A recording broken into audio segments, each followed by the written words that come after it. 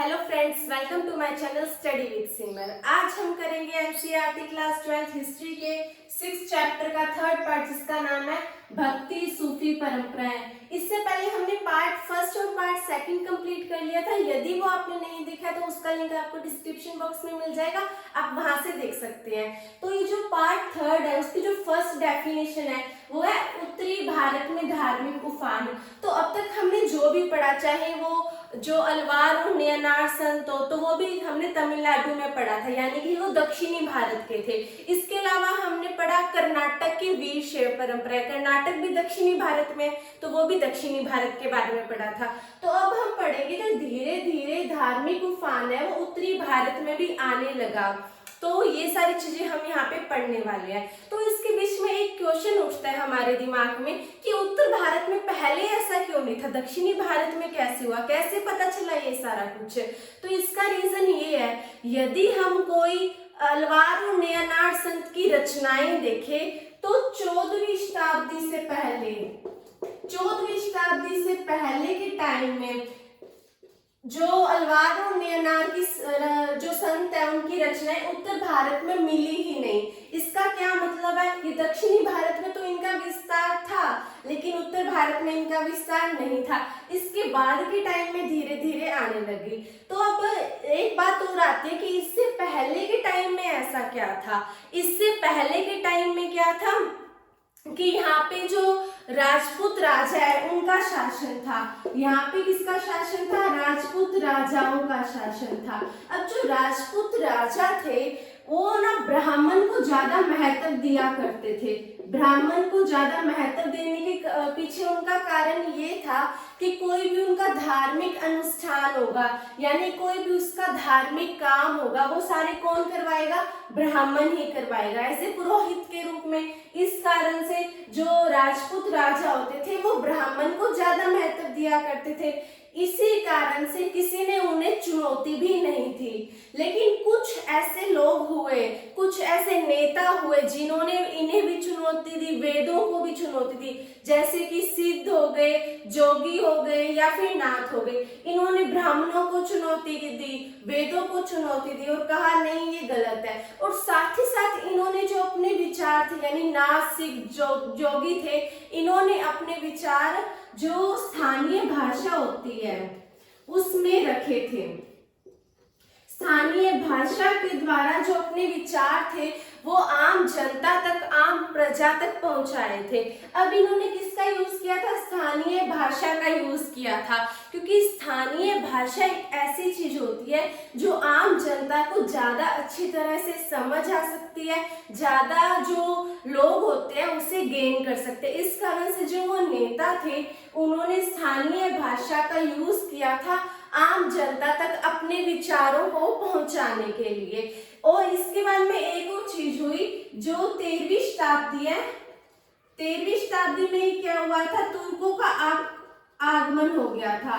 तुर्क भारत के उत्तरी भारत में आ गए थे। इससे क्या हुआ था? दिल्ली सल्तनत की स्थापना हो गई थी। इसी कारण से जो इस्लामी धर्म है वो धीरे धीरे बढ़ने लग गया। अब हम जो नेक्स्ट डेफिनेशन है वो है इस्लामी परंपरा के बारे में। तो ये जो हमने उत्तरी भारत में धार्मिक उफान पढ़ा उसको भी एक बार रिवाइज कर लेते हैं। हुआ क्या था कि जो धार्मिक यानी जो भक्ति आंदोलन हुआ था वो उत्तरी भारत में पहले स्टार्ट नहीं हुआ था, वो दक्षिणी भारत में पहले स्टार्ट हुआ था। वो धीरे धीरे बढ़ते बढ़ते उत्तर भारत में भी फैलने लग गया था। पहले ब्राह्मणों को ज्यादा महत्व दिया जाता था, क्योंकि जो राजपूत राजा होते थे वो ब्राह्मणों को महत्व देते थे। धार्मिक जो भी काम होगा वो सारे ब्राह्मण ही करेंगे, इस कारण से उन्हें किसी ने चुनौती नहीं दी। लेकिन फिर भी कुछ ऐसे नेता हुए जिन्होंने वेदों को चुनौती दी और कहा ये गलत है। और साथ ही साथ जो उनके विचार थे, उनके भाव थे, उनकी जो राय थी वो आम जनता तक, जो वहाँ की लोकल लैंग्वेज थी उसके द्वारा लोगों तक उसे पहुंचाया। तो इस तरह से थोड़ा थोड़ा परिवर्तन होना स्टार्ट हो गया। लेकिन उसके बाद में क्या हुआ? तुर्क आ गए यहाँ पे, जिस कारण से जो इस्लामी कानून है, इस्लामी धर्म है, उसका भी धीरे धीरे प्रचार प्रसार होने लग गया। तो उसके बाद में जो हमारी नेक्स्ट डेफिनेशन है वो है इस्लामी परंपराएं। जो 711 ईस्वी है उसमें क्या हुआ था, मोहम्मद बिन कासिम। अब ये मोहम्मद बिन कासिम कौन है, ये अरब सेनापति है।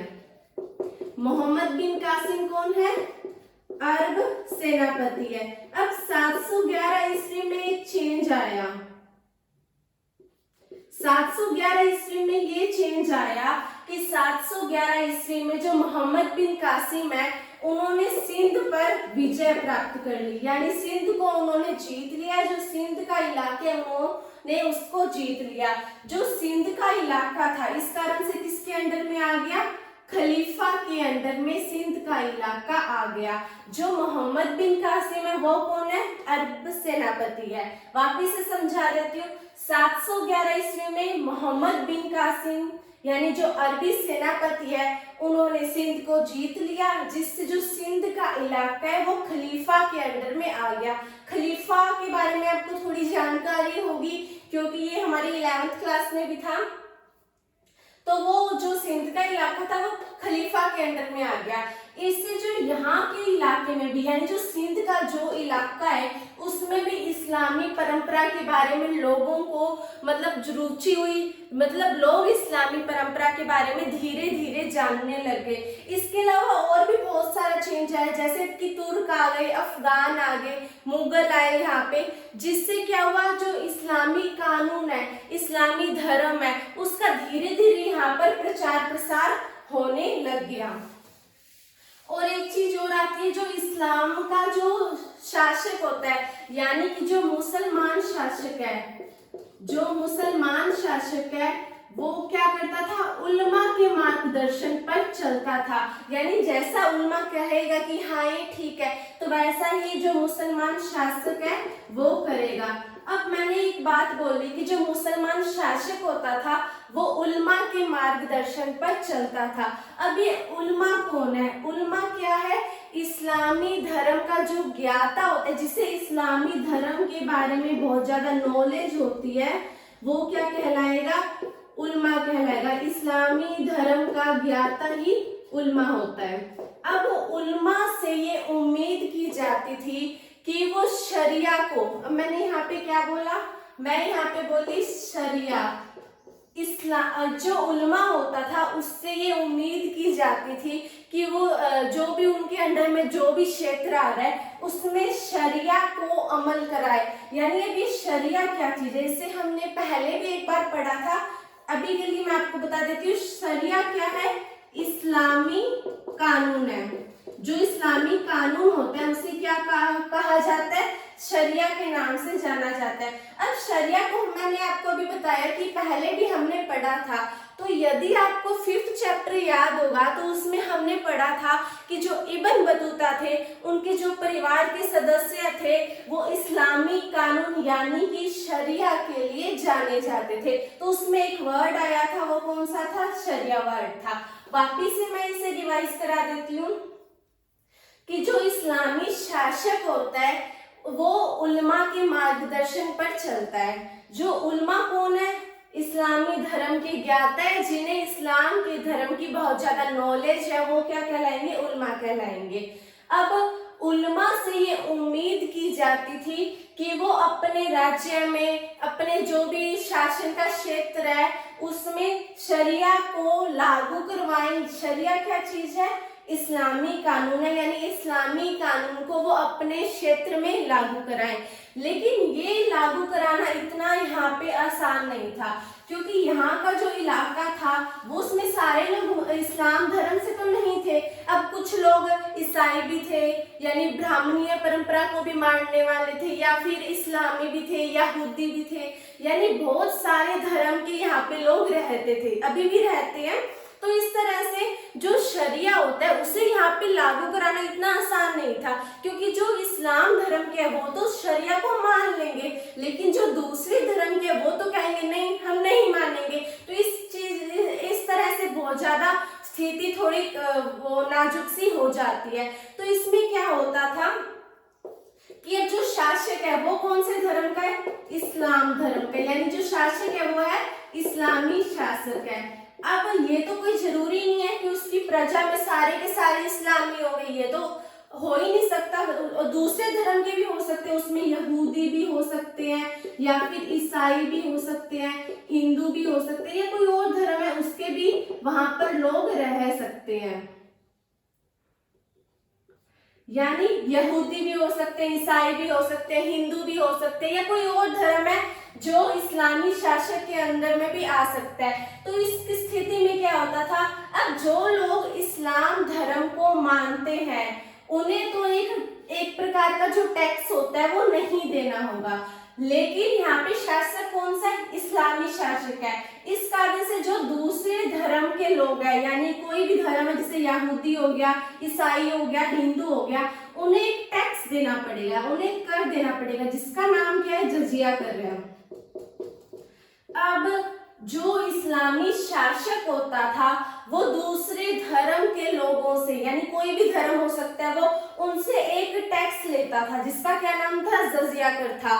जजिया कर उनसे लिया करता था और उसके बदले में उनको क्या देते थे, संरक्षण दे दिया करते थे। तो ये चीज यहाँ पे आपने याद रखनी है।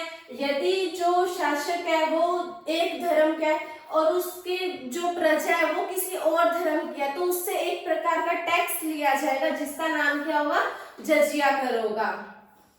उसके बाद में जो अब मैंने आपको बताया कि इस्लामी परंपरा का धीरे धीरे जो उत्तरी भारत है उसमें प्रचार प्रसार होने लग गया। अब इसका जो शासक वर्ग था उस पर तो प्रभाव पड़ा ही था, लेकिन यहाँ की जो आम प्रजा थी, आम जनता थी, उस पर भी इनके आने का बहुत ज्यादा प्रभाव पड़ा था। चाहे वो किसान हो, ब्राह्मण हो, शिल्पी हो या फिर व्यापारी हो, सभी वर्गों पर, सभी लोगों पर इसके आने का प्रभाव पड़ा था। अब जिन लोगों ने इस्लामी धर्म कबूल कर लिया था, यानी जिन लोगों ने इस्लामी धर्म को अपना लिया था, उन्हें 5 मुख्य बातों का ध्यान रखना पड़ता था। उन्हें 5 बातें ऐसी थी जिनका पालन करना पड़ता था। पहली बात है, जो अल्लाह है वो एकमात्र ईश्वर है, यानी उन्होंने कहा कि जो अल्लाह है वो एकमात्र ईश्वर है, और जो पैगंबर मोहम्मद है वो अल्लाह के दूत है।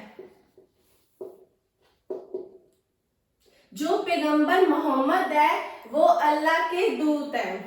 उन्होंने ये कहा कि जो पैगंबर मोहम्मद है वो अल्लाह के दूत है और जो अल्लाह है वो एकमात्र ईश्वर है। सेकंड बात उन्होंने ये कही कि दिन में 5 बार नमाज पढ़नी है। दिन में 5 बार उन्होंने नमाज पढ़नी है।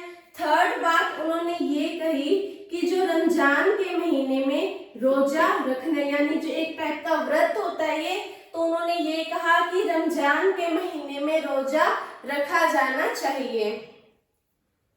और चौथी बात उन्होंने ये कही कि हज के लिए कहाँ जाना चाहिए, मक्का जाना चाहिए। जिस तरह से ये जो मक्का है ये एक जो इस्लामी धर्म है उनका एक पावन स्थान है, एक तरह से तीर्थ स्थान है, तो उन्हें ये 5 बातों का ख्याल रखना होता था कि उन्हें हज के लिए मक्का जाना होता था। इसके अलावा उन्हें खैरात बांटनी होती थी। खैरात यानी ज़कात कुछ भी कह सकते हैं,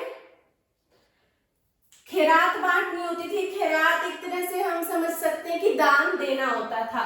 तो अब मैं वापिस से रिवाइज करा देती हूँ आपको कि जो अल्लाह है वो एकमात्र ईश्वर है और जो पैगंबर मोहम्मद है वो अल्लाह के दूत है।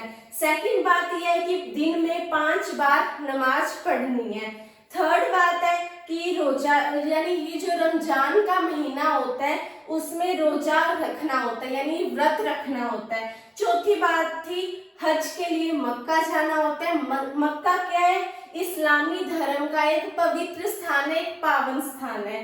फिर 5वीं बात थी खैरात बांटनी होती है या फिर ज़कात बांटनी होता है, यानी कि दान करना होता है। अब ये सारी बातें जो इस्लाम धर्म, जो व्यक्ति इस्लाम धर्म को कबूल कर लेता था उसे माननी होती थी, इन सारी बातों का ख्याल उसे रखना होता था।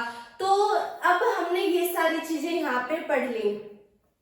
तो अब एक चीज यहाँ पे और आती है, अब ये सारे इस वाले एरिया में आए थे तो इस एरिया की भी कुछ बातें उनके अंदर आई होगी, यानी वहाँ की लोकल लैंग्वेज भी उन्होंने सीखी होगी। हुई, यानी जो इस्लामी धर्म के लोग आए थे उन्होंने भी यहाँ से बहुत कुछ सीखा। जैसे कि अगर हम देखें इस्लामी व्यापारियों को, जो इस्लामी व्यापारी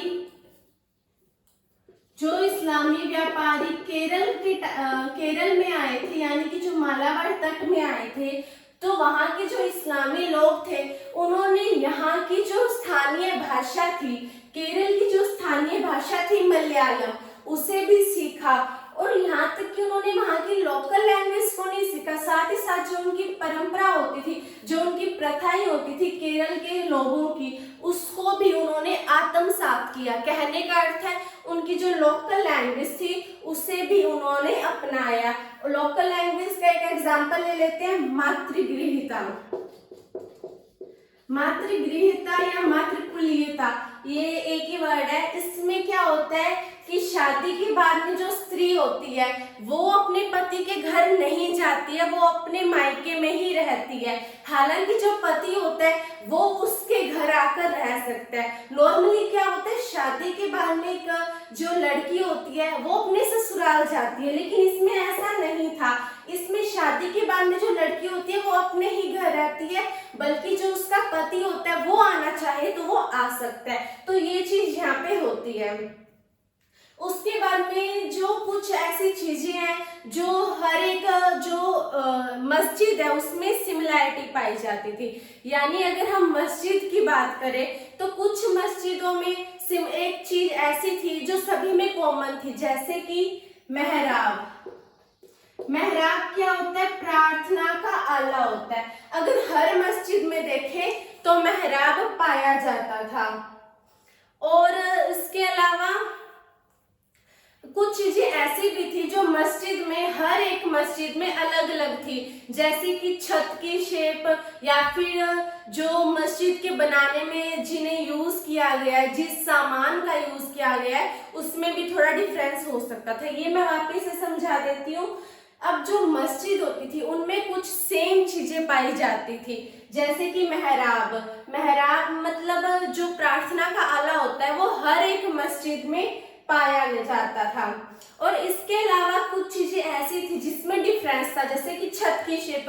किसी की छत की शेप जैसे नुकीली हो सकती है, किसी की प्लेन हो सकती है, मतलब इस तरह से अलग अलग तरह की छतें पाई जाती थी। तो इसका जो हमारा थर्ड पार्ट है वो कंप्लीट हो गया है। मिलते हैं नेक्स्ट वीडियो में। देखने के लिए धन्यवाद। इसे लाइक, शेयर और सब्सक्राइब करना न भूलें। Thank you.